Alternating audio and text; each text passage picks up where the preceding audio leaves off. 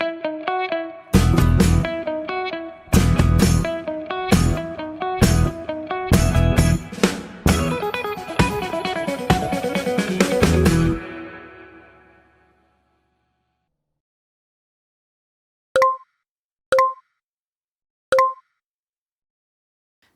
ప్రార్థన అనే కార్యక్రమానికి ప్రియ తల్లులందరికీ స్వాగతం. పిల్లరా, 6వ రోజు మనం ధ్యానిస్తున్న వాగ్దానం ఏమిటంటే, మీ బిడ్డలకు దేవుడు అధిక విశ్రాంతిని ఇచ్చునుగాక అని. యెషయా గ్రంథము 54వ అధ్యాయము 13వ వచనం మనం చూసినట్లయితే వాక్యం ఇట్లా తెలియజేస్తుంది: నీ పిల్లలందరూ యావే చేత ఉపదేశం పొందెదరు, వారు అధిక విశ్రాంతి గలవారగుదురు అని వాగ్దానం. దాంట్లో ఒక చిన్న మాటను మాత్రమే, సెకండ్ పార్ట్ని మనం ధ్యానిస్తున్నాం. అదేమిటి అంటే, నీ బిడ్డలు అధిక విశ్రాంతి గలవారగుదురు అనే ఒక అంశాన్ని మనం ధ్యానిస్తున్నాం. మీ బిడ్డలకు నేను విశ్రాంతి కలగజేస్తాను అని మనం విన్నప్పుడు అది చాలా చిన్నదిగా మనకు అనిపిస్తూ ఉంటుంది, చిన్న మాటలాగా అనిపిస్తుంది. కానీ ఇది చాలా గొప్ప వాగ్దానం ప్రియులారా. ఎందుకంటే మనం ఉంటున్న ప్రస్తుత ప్రపంచము భయంకరమైన కాంపిటేటివ్ వరల్డ్లో మనం ఉన్నాం. ప్రతిదానికి మనుషులు పోటీ పడుతున్నారు. స్కూళ్ళు మొదలుకొని ఉద్యోగాలు, ఎక్కడ నువ్వు అడుగుపెట్టిన ప్రతి స్థలములో కాంపిటీషన్, పోటీ, పోల్చుకోవటాలు. అయితే వీటన్నిటి మధ్యలో మనం ఎక్కువగా ఈ మధ్య వింటున్న పదాలు ఏమిటో తెలుసా అండి? టెన్షన్, స్ట్రెస్, యాంగ్జైటీ, డిప్రెషన్, ఈ అన్ని మాటలు మనం వింటున్నాం. మునుపెన్నడూ ఈ మాటలు ఇంతగా మనం వినలేదండి. చిన్న బిడ్డలు మొదలుకొని ఎవరు మాట్లాడినా సరే, నాకు ఎక్కువ స్ట్రెస్ అయిపోతుంది, నాకు ఎక్కువ టెన్షన్ అయిపోతుంది అని మనుషులు అంటూ ఉన్నారు. కారణం ఏమిటి అంటే పిల్లరా, సమాధానము లేదు. చాలామంది బిడ్డలు శోధనలో ఉన్నారు, ఉద్యోగాలలో సమస్యలు, చదువుల్లో స్ట్రెస్, వివాహాలు ఒకవైపు, ఈ పోటీలు, ఒకరినొకరు పోల్చుకోవటాలు. అంటే ఒకరికి జాబ్ వచ్చింది, నాకు ఇంకా జాబ్ రాలేదు, వాళ్ళకి వివాహం అయింది, నాకు ఇంకా వివాహం రాలేదు. అయితే తల్లులు కూడా, కుటుంబ సభ్యులు కూడా పోల్చుకోవటం ద్వారా మనుషుల పైన ఈ ప్రెషర్ ఎక్కువైపోతుందన్నమాట. దీనివల్ల చాలామంది సమాధానం కోల్పోయి ఉన్నారు. ప్రియులారా, ఈరోజు దేవుడిస్తున్న గొప్ప వాగ్దానం ఏమిటో తెలుసా? మీకు, మీ బిడ్డలకు శాంతి కలుగునుగాక అని దేవుడు వాగ్దానం ఇస్తున్నాడు. ఇది మనం అర్థం చేసుకోవాలంటే ప్రియులారా, వాక్యం ఏం పలుకుతుంది అంటే, మీకు విశ్రాంతి కలుగును అనే ఈ పదం హీబ్రూలో మనం చూసినట్లయితే షాలోమ్ అని రాయబడి ఉందండి. షాలోమ్ అంటే ఇప్పుడు మామూలుగా మనము పలకరిస్తుంటాం, విష్ చేస్తుంటాం, ప్రైజ్ ద లార్డ్ అంటారు, లేక షాలోమ్ అని పిలుస్తుంటారు. ప్రియులారా, ఇది ఏదో ఒక మనిషిని పలకరించటానికో, లేకపోతే నేను ఒక క్రిస్టియన్ అని చెప్పుకునే ఐడెంటిటీ కోసమో చెప్పే మాట కాదండి. ఇది ఒక దీవెన ప్రియులారా, ఇది ఒక ఆశీర్వాదం. షాలోమ్ అంటే అర్థం ఏమిటి అంటే, ఒక మనిషి శారీరకంగా, మానసికంగా, ఆధ్యాత్మికంగా, సంబంధాలలో, అలాగే ఈ భూ సంబంధమైన దీవెనలు అన్నిట్లో కూడా ఏ కొరత లేకుండా, ఏది కూడా తక్కువ లేకుండా, అన్నిట్లో సంపూర్ణత, క్షేమము, దీవెన, ఆశీర్వాదము అనే అన్ని పదాలు దీంట్లో ఇమిడి ఉన్నాయి. అంటే ఒక మనిషి జీవించటానికి ఆ మనిషికి ఏమేమి కావాలో అవన్నీ కూడా షాలోమ్ అనే ఒక పదములో ఇమిడి ఉన్నాయి ప్రియులారా. అందుకనే షాలోమ్ అని దేవుడు అంటున్నాడు, నీ బిడ్డలకు షాలోమ్ అంటున్నాడు, సమాధానం కలుగునుగాక అని ప్రభు చెప్తున్నాడండి. పిల్లరా, మనము చూసినట్లయితే ఈ సమాధానం ఎట్లొస్తుంది, ఎక్కడి నుండి వస్తుంది అని మనం చూస్తే బైబిల్ గ్రంథంలోంచి కొంతమంది జీవితాలను మనం పరిశీలిస్తూ ఉన్నాం. ఆదికాండము 26వ అధ్యాయము 22వ వచనము, ఇక్కడ సంఘటన మనము చదివితే, ధ్యానిస్తే పిల్లరా, అక్కడ ఇస్సాకును గురించి మనం చూస్తున్నాం. ఇస్సాకు నిబంధన కుమారుడు. సారాకి గర్భఫలం లేనప్పుడు దేవుడు మాట ఇచ్చి ఆ మాట వలన పుట్టిన కుమారుడు ఇస్సాకు. అంటే పిల్లరా, అప్పటి వరకు ఎన్నో అవమానాలు పొందిన సారా దేవుడి మాటని నమ్మి, ఎప్పుడైతే ఆమె నమ్మిందో ఆమెకు గర్భఫలం దేవుడు అనుగ్రహించాడు, చక్కటి కుమారుడిని ఆమె పొందుకుంది. అన్ని రోజులు సమాధానంతో లేని ఆమె దేవుని వాగ్దానము ద్వారా, దేవుని నిబంధన ద్వారా ఆమె సమాధానాన్ని పొందుకుంది. సమాధానకర్త అయిన కుమారుణ్ణి కూడా పొందుకుంది. అందుకే యెషయా గ్రంథము 54వ అధ్యాయము 10వ వచనంలో మనం చూస్తే వాక్యం ఇట్లా పలుకుతుంది: పర్వతములు గతించినా గతింపవచ్చు, కానీ కొండలు చెలించినా చెలించవచ్చును, కానీ నా కరుణ మాత్రము నిన్ను విడనాడదు. సమాధానపూర్వకమైన నా నిబంధన తొలగిపోదు అని నీ మీద జాలి చూపు ప్రభువు పలుకుచున్నాడు అనే వాక్యం తెలియజేస్తోంది. ప్రియులారా, దేవుడు ఏమంటున్నాడంటే, పర్వతములు గతించవచ్చు, కొండలు చలించవచ్చు, కానీ నా నిబంధన, నీతో నేను చేసిన నిబంధన, ఆ నిబంధన పేరేంటండి? సమాధానపూర్వకమైన నిబంధన. అండర్లైన్ దిస్, ఇది మీరు జ్ఞాపకం పెట్టుకోండి ఈ మాట. సమాధానపూర్వకమైన నా నిబంధన ఎప్పుడూ మీ నుండి తొలగిపోదు అని దేవుడు నిబంధన చేస్తున్నాడు. పిల్లరా, సారా నిబంధన స్త్రీ, నిబంధనలోకి ప్రవేశించిన స్త్రీ కనుక ఆమె కుమారుడైన ఇస్సాకుకు ఆమె పెట్టిన పేరేంటి అంటే నవ్వు, సమాధానం అని ఒక పేరు పెట్టింది ఆమె. కనుక తల్లిలో ఉన్న ఆ క్వాలిటీస్, అంటే ఏ సమాధానంతో అయితే సారా ఉందో ప్రియులరా, ఇస్సాకు కూడా ఆ నిబంధన ద్వారా వచ్చిన ఆ సమాధానం కలిగి ఉన్న కుమారుడిలాగా ఉన్నాడు. ప్రియబిడ్డ, ఈరోజు ఒక తల్లిగా నువ్వు దేవుని వాగ్దానాన్ని విశ్వసిస్తే నువ్వు పరిస్థితుల వంక చూడవు. పరిస్థితుల వంకనే చూస్తూ ఉంటే నువ్వు దేవుని వాగ్దానాన్ని విశ్వసించలేవు. అంటే ఒక సిచ్యువేషన్ చూసినప్పుడు మనకేమవుతుంది? ఇప్పుడు నా బిడ్డలకి ఉద్యోగం వస్తుందా, వాళ్ళకి వివాహం జరుగుతుందా, వాళ్ళు పైకి వస్తారా, ఇలా ఉన్నారు కదా, ఈ స్థితి ఉంది కదా, ఆ పరిస్థితినే చూస్తూ ఉంటే హృదయంలో సమాధానం, నెమ్మది ఉండదు. దేవుని వాగ్దానాన్ని పట్టుకుంటే ఏ పరిస్థితులు నీ కళ్ళ ముందు ఉన్నా కూడా నువ్వేం నమ్ముతావంటే, ఈ పరిస్థితులన్నీ కూడా దాటి నా బిడ్డలు పైకి వెళ్తారు, వాళ్ళకి నిశ్చయంగా సమాధానం వస్తుంది. ఎందుకంటే ఇది మనిషి ఇచ్చిన మాట కాదు, దేవుడిచ్చిన మాట. సమాధానపూర్వకమైన ఆయన నిబంధన తొలగిపోదు అని మనం నమ్ముతాం. ఇస్సాకు జీవితంలో ఆదికాండము 26వ అధ్యాయము 22వ వచనంలో మనం చూసినట్లయితే ప్రియులారా, ఇస్సాకు ఎటువంటి ఒక సమయంలో జీవించాడు అనంటే భయంకరమైన కరువు సమయంలో ఆయన జీవించాడు. ఆ కరువులో కూడా దేవుడు ఇస్సాకును దీవించాడు. ఆ దీవెన చూసినప్పుడు అక్కడున్న గెరారు దేశంలోని మనుషులందరూ కూడా అసూయ చెందారు. నువ్వు ఇక్కడి నుంచి వెళ్ళిపో, మాకంటే ఎక్కువ దేవుడు నిన్ను దీవించాడు కదా, నువ్వు ఇక్కడ ఉండడానికి వీలు లేదు అన్నప్పుడు అక్కడ నుండి బయలుదేరి పిల్లరా ఇస్సాకు ముందుకు వెళ్తుంటున్నప్పుడు ఎక్కడ ఆయన బావులు తవ్వుతున్నాడో. ఎందుకు బావులు తవ్వుతున్నాడంటే ఆ రోజుల్లో దీవెన అంటే పశువుల సంపద, గొర్రెలు, ఎడ్లు, ఒంటెలు ఇవన్నీ కలిగి ఉండడమే సంపద. అయితే వాటన్నిటికీ నీళ్లు కావాలి కనుక ఎక్కడెళ్ళి ఇస్సాకు బావిలు తవ్వినా సరే ఆ బావిలన్నిటినీ ఫిలిష్తీయులు పూడ్చేస్తున్నారు. ఆయన అక్కడ వదిలి ఇంకొక స్థలానికి అలా ఎక్కడెక్కడికైతే ఇస్సాకు వెళ్తున్నాడో అక్కడ ఫిలిష్తీయులు ఆ బావిని మూసేసి ఆయనతో పోరాటం చేస్తున్నారు, ఆయనతో యుద్ధం చేస్తున్నారు, అసూయపడుతున్నారు, ఆటంకం కలగజేస్తున్నారు. కానీ వీటన్నిటి మధ్యలో ఇస్సాకు జీవితాన్ని మనం పరిశీలన చేస్తే మనం చూస్తున్నది ఏమిటో తెలుసా? ఆయన మాత్రము సమాధానము కోల్పోకుండా దేవుని వైపుకు చూసి ఆ సమాధానం కలిగి ఉన్నాడు. పిల్లరా, చివరిగా మనం చూస్తున్నాం ఆదికాండం 26వ అధ్యాయం 22వ వచనంలో మనం చూసినప్పుడు ఈ వెంటాడి అసూయ చెందిన వాళ్ళందరూ కూడా ఓడిపోయి అలసిపోయి ఇస్సాకు దగ్గరకు వచ్చి ఏమంటున్నారో తెలుసా? అయ్యా, నీవు సమాధానం కలిగిన వాడవు, దేవుని దీవెన నువ్వు కలిగిన వాడవు కనుక నువ్వు మాకేమి కీడు చెయ్యొద్దు, మేము కూడా నీకేం కీడు చెయ్యము, మనం సమాధానంతో ఉందాము అని చెప్పి అబీమెలెకు రాజు ఇస్సాకుతో వచ్చి ఒక నిబంధన చేస్తున్నాడు. ప్రియులరా, వాక్యం ఏమంటుందో తెలుసా? ఇస్సాకు అబీమెలెకుతో సమాధానపడి ఒక మంచి విందు చేసి వాళ్ళని పంపివేసెను అని బైబిల్లో మనం చూస్తున్నాం. అంటే ప్రియులరా, మనకు లేనిది మనం ఇతరులకు ఇవ్వలేం.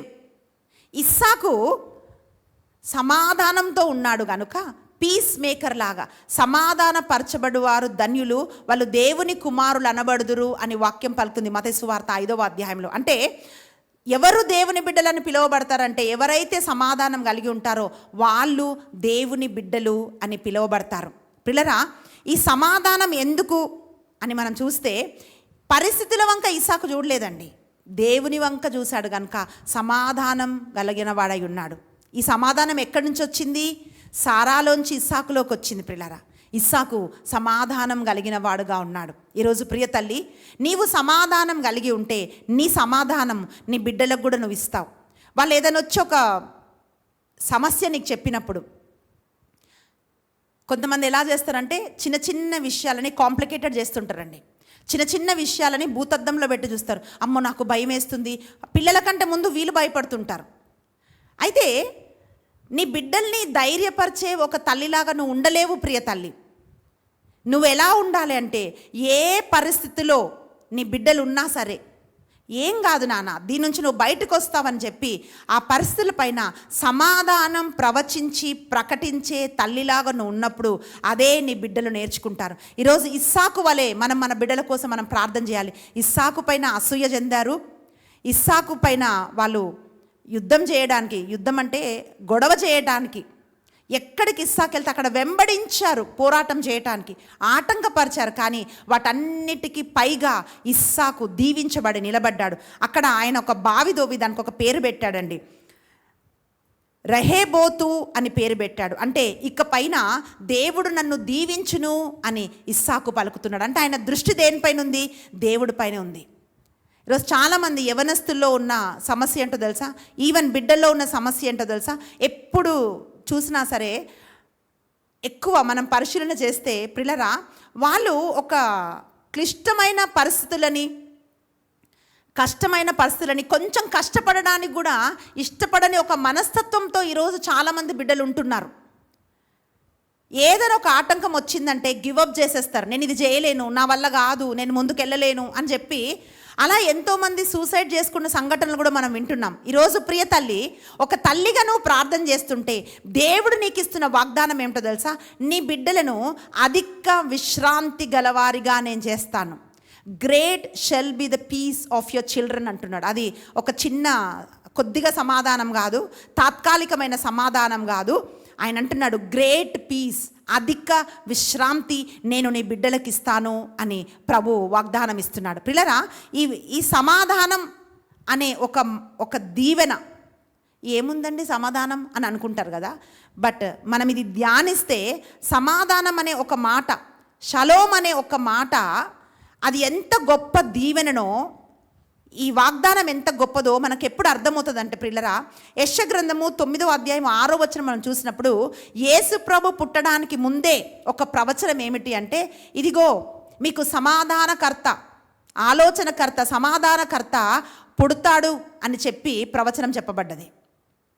యేసు ప్రభు పుట్టినప్పుడు ప్రియులారా, లూకా సువార్త 2వ అధ్యాయం 14వ వచనంలో మనం చూస్తే సర్వోన్నత స్థలములలో మహిమ, భూలోకంలో దేవుని అనుగ్రహం పొందుకున్న వారికి శాంతి శాంతి శాంతి అని సమాధానం అని దూతలు ప్రకటిస్తున్నారు. అంటే యేసు ప్రభు ఈ లోకంలోకి వచ్చినప్పుడు ఫస్ట్ ఒక మెసేజ్ ఏంటి అంటే, ఆయన సమాధానం ఇవ్వడానికి మన జీవితంలోకి ఆయన వచ్చాడు. సమాధానం ఇవ్వడానికి ఈ లోకంలోకి ప్రభు వచ్చాడు. ఎందుకంటే ప్రియులారా, ఈ సమాధానమే మనిషికి కావాలి. కొంతమంది అంటుంటారు, అన్నీ ఉన్నాయి సిస్టర్, కానీ ఏం లాభం, మనశ్శాంతి లేదు. అన్నీ ఉన్నా నీకు శాంతి లేకపోతే నీ జీవితంలో ఏమి లేనట్టే. నీ జీవితంలో శాంతి ఉంటే, కొన్ని కొరతలు ఉంటే అది పెద్ద డిఫరెన్స్ అయ్యేది ఏమి లేదు ప్రియులారా. అందుకే ప్రభు ఏమంటున్నాడంటే, ఇదిగో నేను శాంతిని ఇవ్వడానికి వచ్చానంటున్నాడు. ఆయన పుట్టక మునుపు ప్రవచనం శాంతి, ఆయన పుట్టినప్పుడు చెప్పిన మొదటి సందేశం శాంతి. యేసు ప్రభు మరణించి పునరుద్ధానం అయినప్పుడు ప్రియులారా, శిష్యులందరూ భయంతో ఉంటున్నప్పుడు మనం వాక్యంలో చూస్తున్నాం. యోహాను సువార్త 20వ అధ్యాయం 19వ వచనంలో ఆయన ఏమంటున్నాడంటే, పునరుద్ధానుడైన క్రీస్తు వాళ్ళందరినీ దర్శించినప్పుడు ఇదిగో మీకు శాంతి కలుగునుగాక అని దీవిస్తున్నాడు. ఇది దీవెన ప్రియులారా, ఇది అన్ని అంశాలలో దీవెన. శాంతి అంటే ఏదో కొంచెం సేపు ప్రశాంతంగా ఏ సౌండ్ లేకుండా ఉండడము శాంతి అనుకుంటారు. కాదండి, శాంతి ఇవ్వడానికే ప్రభు వచ్చాడు. రోమీయులకు రాసిన లేఖ 5వ అధ్యాయం 1వ వచనం చూస్తే, మనుషులు పాపం చేసి దేవుడితో సమాధానం లేకుండా ఉన్నారు కనుక దేవుడితో కూడా సమాధాన పడటానికి ప్రభు పంపబడ్డాడు. ఆయన మరణించాడు ప్రియులారా, ఆయన రక్తం కార్చాడు, తిరిగి లేచాడు కనుక ఈ సమాధానం మనకు అనుగ్రహించబడ్డది. ప్రభు ఏమంటున్నాడో తెలుసా? ఇదిగో ఆధ్యాత్మికంగా నీ బిడ్డలకు సమాధానం, ఆరోగ్యపరంగా నీ బిడ్డలకు సమాధానం, మానసికంగా నీ బిడ్డలకు సమాధానం అని అన్ని విషయాలలో, ఈ భూలోక సంబంధమైన అన్ని పరిస్థితుల్లో సమాధానం సమాధానం, శాంతి శాంతి శాంతి అని దేవుడు దీవిస్తున్నాడు ప్రియులరా. రెండో వ్యక్తిని మనం బైబిల్ గ్రంథంలో మనం చూసినట్లయితే ప్రియులరా, సొలొమోన్ని మనం చూస్తున్నాం. సొలొమోను అంటే సమాధానకర్త అయిన రాజు అని అర్థం. సొలొమోను అంటే సమాధానకర్త అని ఆ పేరుకు అర్థం ప్రియులరా. ఎందుకు ఈయన గురించి మనం ధ్యానిస్తున్నామంటే, ఈయన రాజు అవ్వడానికి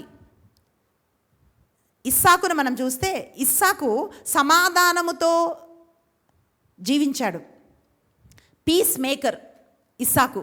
బట్ సొలొమోను చూసినప్పుడు మనం ఏం చూస్తున్నామంటే ప్రియులారా, మొదటి రాజుల గ్రంథం 1వ అధ్యాయం 28 నుండి 31 వచనాల వరకు మనం చదివితే, దావీదు బెత్షెబాను పిలిపించి ఆయన ఏమంటున్నాడంటే, సర్వోన్నతుడైన దేవుని పేర, ఇన్నిటి నుంచి నన్ను కాపాడిన దేవుడి పేర నేను ఆనబెట్టి చెప్పుచున్నాను.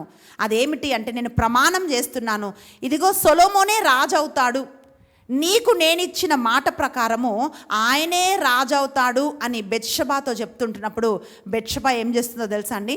ఒంగి సాగిలపడి దావీదుకు నమస్కారం చేసి, రాజు చిరకాలము జీవించునుగాక అని తన విధేయతను చూపిస్తూ ఉంది. ప్రియులారా, ఏదైనా కొంచెం వచ్చిందంటే చాలా గొప్పలు చెప్పుకుంటూ ఎవరిని లెక్కం చెయ్యని అట్లాంటి తత్వంతో మనుషులు ఉంటారు. కానీ ఇక్కడ మనము బెత్షెబాను ఏం చూస్తున్నామంటే, వినయంతో సమాధానముతో సాగిలపడి దావీదుకు నమస్కారం చేసింది ఆమె. అయితే ఆమె కుమారుడు రాజుగా మారాడు, ఆయన సింహాసనం అధిష్ఠించాడు. మొదటి దినవృత్తాంతాలు 22వ అధ్యాయము 9వ వచనంలో మనం చూస్తే దేవుడు అంటున్నాడు, ఇదిగో నీకు ఒక కుమారుడు పుడతాడు, అతనికి సొలొమోను పేరు పెట్టబడుతుంది. సొలొమోను అంటే సమాధానకర్త అని అర్థము. ఆయన శత్రువులందరినీ కూడా నేను పారద్రోలి ఆయనను రాజుగా చేసి ఆయన పరిపాలనలో ఇజ్రాయేలు ప్రజలు శాంతితో సమాధానముతో విశ్రాంతితో ఉండేటట్టు నేను చేస్తాను అని చెప్పి దేవుడు దీవిస్తున్నాడు ప్రియులారా. అంటే సొలొమోనులో శాంతి ఉంది కనుక సొలొమోను పరిపాలించినంత కాలము ఇజ్రాయేలు ప్రజలలో శాంతి విశ్రాంతి ఉంది అని బైబిల్ చెప్తాంది. ప్రియబిడ్డ, మన లోపల ఏది లేదో అది మనం ఇతరులకి మనం ఇవ్వలేం. మొట్టమొదటిగా ప్రతి తల్లి దేవుని వాగ్దానాన్ని స్వతంత్రించుకోవాలి. దేవుని వాగ్దానాన్ని నమ్మాలి, పరిస్థితిని కాదు. దేవుణ్ణి నమ్మాలి, మనుషుల్ని కాదు. దేవుని వంక చూడాలి, పరిస్థితుల వంక కాదు. ఎప్పుడైతే మనం అట్లా చూస్తామో మనం సమాధానం కలిగి ఉంటాం. అప్పుడు మన బిడ్డలు కింద పడినప్పుడు ఏం కాదు నాన్న, లే, ఏం కాదు అని చెప్పి వాళ్ళను మనం ధైర్యపరచగలుగుతాం. మా బాబు చిన్నగా ఉన్నప్పుడు ఒకరోజు ఆడుతూ వాడు కింద పడ్డాడండి. పెద్దగా దెబ్బ తగిలింది, బ్లడ్ కారుతుంది. నేను మా మమ్మీ ఉన్నాం. వాడు ఏడ్చుకుంటూ వచ్చాడు. అది చూడగానే మా మమ్మీ ఎదురెళ్ళి, అమ్మో ఇంత దెబ్బ అంటున్నప్పుడు వాడు ఇంకా ఎక్కి ఏడుస్తున్నాడు. నేను దూరంగా నేను నిలబడ్డాను. దగ్గరికి వెళ్ళి, అయ్యో ఇది చిన్నదే, ఏం కాదు, ఎందుకు ఏడుస్తున్నావు, నువ్వు అబ్బాయి కదా, నీకు బలం ఉంది కదా అని చెప్పా. వెళ్ళి అది కడిగేసిన తర్వాత నేను ఆ మాట చెప్పగానే వాడు ఏడుపు ఆపేశాడు. మా మమ్మీ నా పక్క నిలబడి, ఏంటి ఇంత దెబ్బ తగిలితే నువ్వు ఇలా చేస్తున్నావేంటి అంటే, నేను చెప్పాను, నువ్వు అలా అంటే వాడు ఇంకా ఎక్కువ ఏడుస్తాడు, అలా అంటే ఇంకెక్కువ వాడు భయపడతాడు. ఇది ఒక చిన్న సంఘటన నేను చెప్తున్నాను పిల్లరా. ఈరోజు చాలామంది తల్లులు ఏం చేస్తారంటే చిన్న చిన్న విషయాలని కాంప్లికేట్ చేస్తూ ఉంటారు అన్నమాట. ఇంకా భయపడుతుంటారు. కూతురు ఏదో చెప్తుంది, కూతురు కంటే ఎక్కువ తల్లి భయపడుతుంటుంది. అమ్మ మా అత్త వాళ్ళ ఇంట్లో ఇట్లా అయిందమ్మా, ఇంకా ఎక్కువ భయపడి సిచ్యువేషన్స్ అన్నిటినీ వాళ్ళు మార్చేస్తూ ఉంటారు. ప్రియ తల్లి, ఈరోజు నువ్వు ఎలా ఉండాలంటే, ఎంత పెద్ద సమస్య నువ్వు చూసినా కూడా సమాధానంతో ఉండాలి. ఎందుకంటే సమాధానాన్ని విశ్రాంతిని దేవుడు నీ బిడ్డల జీవితంలో ప్రకటిస్తూ ఉంటే దాన్ని దేవుడు నెరవేరుస్తాడు. ప్రతిదినం ప్రార్థన చేయాలి. ప్రభువా, నా బిడ్డలు అధిక విశ్రాంతి గలవారుగా అగుదురుగాక అని నువ్వు ప్రార్థన చేస్తున్నప్పుడు ఏ సిచ్యువేషన్స్ ఉన్నా మన బిడ్డలు దాటుకొని వస్తారు. 2వ రాజుల గ్రంథము 4వ అధ్యాయము 26వ వచనం మనం చూసినప్పుడు పిల్లరా, ఇక్కడ షూనేము వనిత మనం చూస్తున్నాం. షూనేము గనురాలు అంటున్నాం. ఆమెకు ప్రవక్త ఆశీర్వాదం వల్ల ఒక కుమారుడు పుట్టాడు. వాడు పెరిగి పెద్దవాడైనప్పుడు పొలంకి వెళ్ళి తిరిగి వచ్చినప్పుడు తలనొప్పి అని చెప్పి తల్లి ఒడిలో తన తలబెట్టి కుమారుడు చనిపోయాడు. చూడండి, ఆ పరిస్థితిని ఒక్కసారి మీరు ఆలోచించండి. అంటే ఆమె ఎటువంటి నిర్ణయం తీసుకుంది, ఆమె మూవ్ ఎలా ఉంది, ఆమె ఎలా స్పందించింది, ఆమె ఏం చేసింది అని మనం చదివితే అదొక కథలాగా చదివితే మనకు అర్థం కాదండి.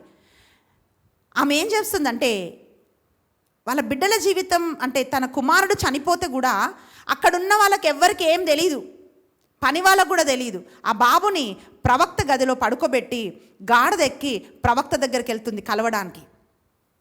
భర్తకు చెప్పలేదు, ఎవరికి చెప్పలేదు. అయితే ప్రవక్త తన దగ్గరున్న ఒక వ్యక్తిని పంపించాడు, ఆమె క్షేమ సమాచారం అడిగి రా అని. అతను వచ్చి అడుగుతున్నాడు, అమ్మా నీ భర్త బాగున్నాడా, నీ బాబు బాగున్నాడా అని అంటుంటే ఆమె ఏమంటుంది తెలుసా, అంతా క్షేమమే, ఎవ్రీథింగ్ ఈజ్ వెల్, అంత బాగుంది అని చెప్పి ఆమె అంటుంది. అంటే పరిస్థితుల పైన ఆమె శాంతిని ప్రకటిస్తుంది. పరిస్థితులకి ఆమె కలవరపడలేదు. ప్రవక్తని వెతుకుతూ ఆమె ప్రవక్త సన్నిధానానికి వచ్చింది. ప్రియబిడ్డ, ఆమె జీవితం నుంచి మనం నేర్చుకుంటున్న పాఠం ఏమిటో తెలుసా?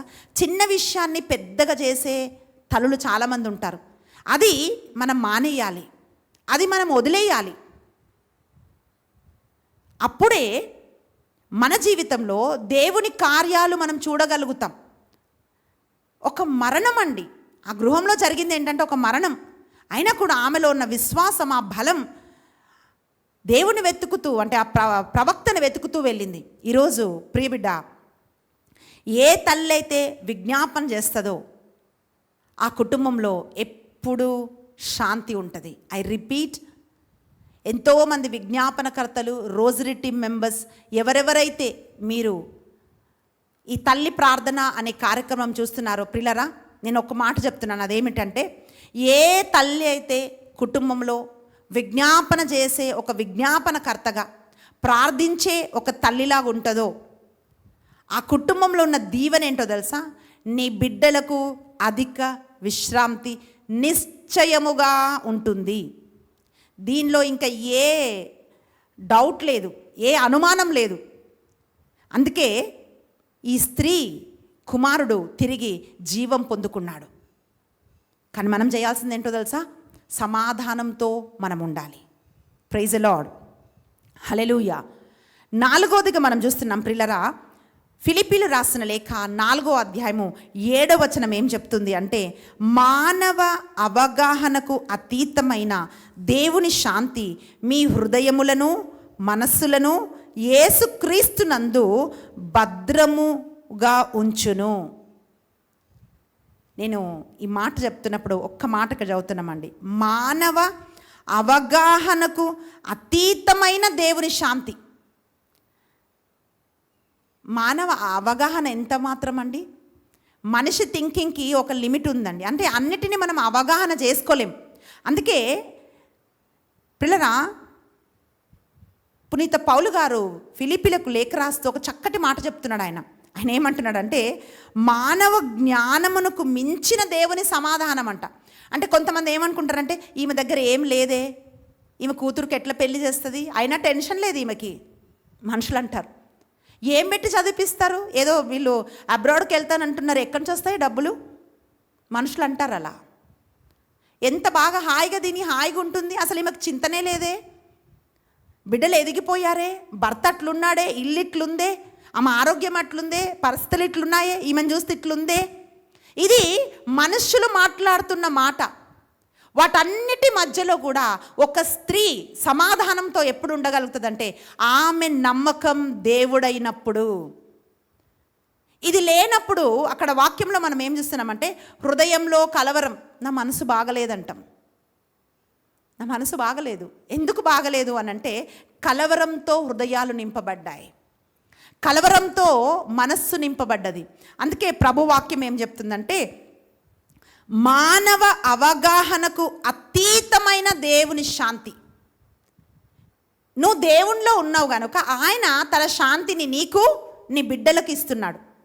ఒక సహోదరి నాతో చెప్తుంది, అక్క ఇంకా వివాహం కావట్లేదు అక్క, నాకు చాలా టెన్షన్ వస్తుంది. అంటే టెన్షన్ ఎందుకంటే దేవుడు కార్యం చేస్తాడని నాకు తెలుసు అక్క, కానీ ఈ చుట్టుపక్కల వాళ్ళనే మాటలు విని విని విని నాకు చాలా టెన్షన్ వస్తుంది అంటుంది. నేను చెప్పాను, నువ్వు టెన్షన్ పడాల్సిన పని లేదు, దేవుడు మాటిస్తే దేవుడు చేస్తాడు. నువ్వు విజ్ఞాపన చేస్తూ ప్రార్థన చేస్తున్న ఒక స్త్రీ నువ్వు, దేవుడు మరి నీ బిడ్డను ఎట్లా మర్చిపోతాడు అని నేను చెప్పా. ప్రియబిడ్డ, ఈరోజు ఆ సహోదరిలాగా ఎంతోమంది ప్రోగ్రామ్ని మీరు వాచ్ చేస్తుంటారు, చూస్తున్నారు. ఈరోజు ఏంటో తెలుసా, మనుషుల మాటలు విని నువ్వు కలవరపడకూడదు. వాక్యం పలుకుతుంది, ఫిలిప్పీ రాసిన లేఖ 4వ అధ్యాయం 7వ వచనం. మీరు అండర్లైన్ చేసుకోవాలి, మళ్ళీ మళ్ళీ దాన్ని ధ్యానించాలి. మానవ అవగాహనకు మించిన దేవుని శాంతి మీ హృదయములను మనస్సులను యేసుక్రీస్తునందు భద్రముగా ఉంచును అని మనం చూస్తున్నాం. దానియేలు గ్రంథం 6వ అధ్యాయం 10, 22 ఈ వచనాలు మనం చూస్తే ప్రియులారా, ఇది అందరికీ తెలిసిన సంఘటనే. అక్కడ దానియేలును మనం చూసినట్లయితే ప్రియులారా,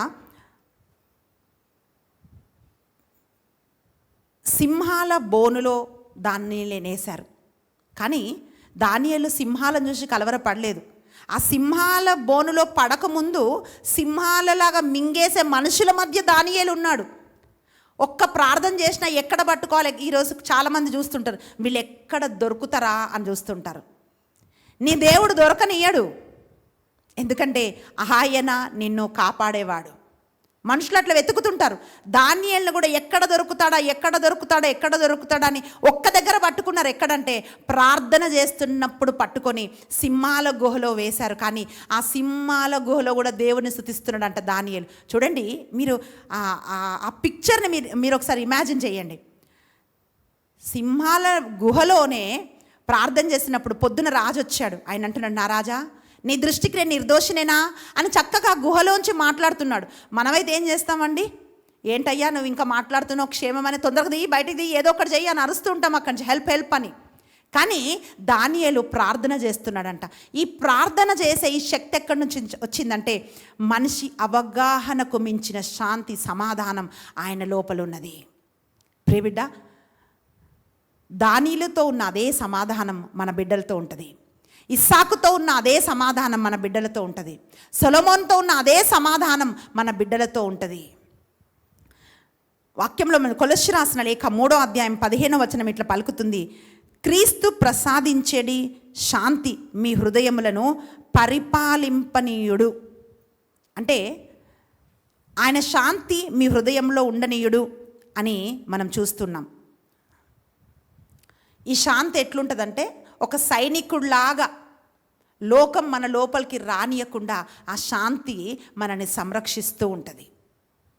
మన బిడ్డలు శాంతితో ఉన్నట్లయితే ఎక్కడికి వెళ్ళినా ఈ పోటీ ప్రపంచంలో ఏ భయం లేకుండా అన్నిటినీ జయించి సమాధానంతో వాళ్ళు ఉంటారు, దానియేలులాగా. కనుక మనం ప్రార్థిస్తున్నప్పుడు మన బిడ్డలకు శాంతి కలగాలని యెషయా గ్రంథము 54వ అధ్యాయము 13వ వచనాన్ని ఎత్తిపట్టి మనం ప్రార్థన చేయాలి ప్రియులారా. న్యాయాధిపతుల గ్రంథము 6:24లో గిద్యోను ఒక బలిపీఠం కట్టి చెప్తున్నాడు, యెహోవా షాలోమ్, సమాధానకర్త అని ఆయన ప్రార్థిస్తున్నాడు. అంటే సమాధానం అన్నిట్లో మనకు కావాలి ప్రియులారా. కనుక ఆ సమాధానం అనే ఆ వాగ్దానం ఎంత గొప్పదో మనకు అర్థమైనప్పుడు ఆ చిన్న మాట, నీ బిడ్డలకు అధిక విశ్రాంతిని ఇస్తా అంటే మనకి ఏదో చిన్నగా అనిపిస్తుంది, కానీ దాంట్లో అన్నీ ఇమిడి ఉన్నాయి. మొదటి సమూయేలు గ్రంథం 1వ అధ్యాయం 17వ వచనంలో చూస్తే అన్న దేవుని సన్నిధికి వచ్చి కన్నీరు విడుస్తూ ప్రార్థిస్తుంది. అప్పుడు ఏలి ఒక మాట చెప్తున్నాడు, అమ్మా నీవు క్షేమం గలదానివై వెళ్ళిరమ్మో, దేవుడు నీ ప్రార్థన ఆలకించాడు అన్నాడు. నీవు ప్రశాంతంగా వెళ్ళుము, దేవుడు నీ ప్రార్థన ఆలకించాడు అని అన్నాడు. నీకు క్షేమం కలుగునుగాక అన్నాడు. ప్రియబిడ్డ, ఈరోజు ఈ కార్యక్రమం చూస్తూ ఈ తల్లి ప్రార్థన అనే ప్రోగ్రాంలో నువ్వు ఏకీభవిస్తున్న నీతో దేవుడు మాట్లాడుతున్న మాట ఏమిటో తెలుసా?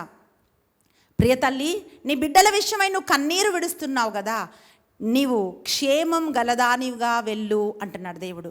ప్రశాంతంగా నీ ఉండు, నీ బిడ్డల జీవితంలో నేను కార్యం చేస్తానని అన్నాకిచ్చిన వాగ్దానాన్ని దేవుడు మనకిస్తున్నాడు. ఎందుకంటే అన్న ఆరాధించిన దేవుణ్ణే మనం ఆరాధిస్తున్నాం ప్రియులరా. అదే దేవుడు ఆమె జీవితంలో కార్యం చేసిన దేవుడు మన జీవితంలో కూడా ఆయన కార్యం చేస్తాడని మనం విశ్వసించాలి.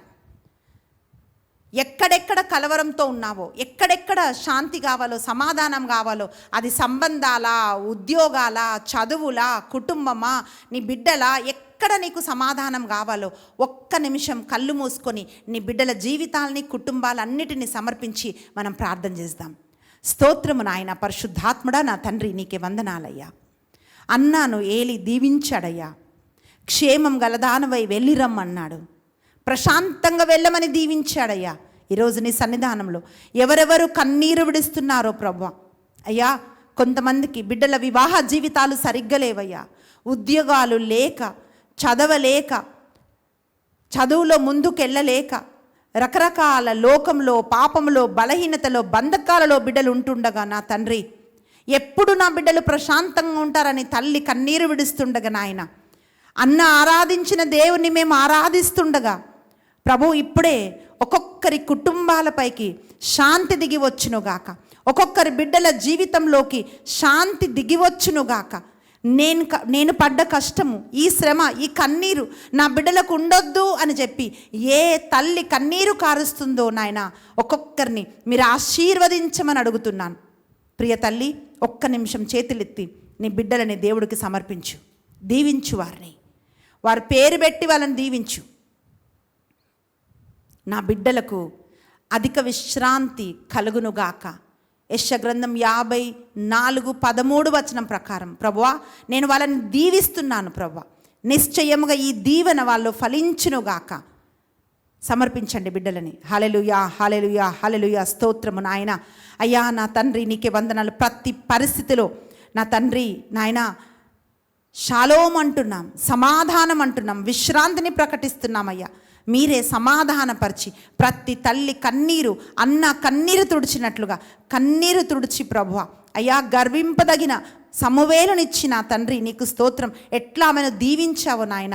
మా బిడ్డలను చూసి మేము సంతోషపడేలాగున మా బిడ్డలను కూడా మీరు దీవించి ఆశీర్వదించమని యేసుక్రీస్తు బలమైన నామమున ప్రార్థించి అడిగి వేడుకుంటున్నాం తండ్రి. ఆమేన్. ప్రియులరా, అధిక విశ్రాంతి దేవుడు మన బిడ్డలకు కలగజేయునుగాక. ప్రియులరా, ఈ ప్రోగ్రాం తల్లి ప్రార్థన అనే ఈ కార్యక్రమం మీకు దీవెనకరంగా ఉంటే దయచేసి లైక్ చేయండి, కమెంట్ చేయండి, షేర్ చేయండి. ఎందుకంటే ఈరోజు చాలామంది రీల్స్లో, ఫోన్స్లో వాళ్ళ టైం స్పెండ్ చేస్తున్నారు.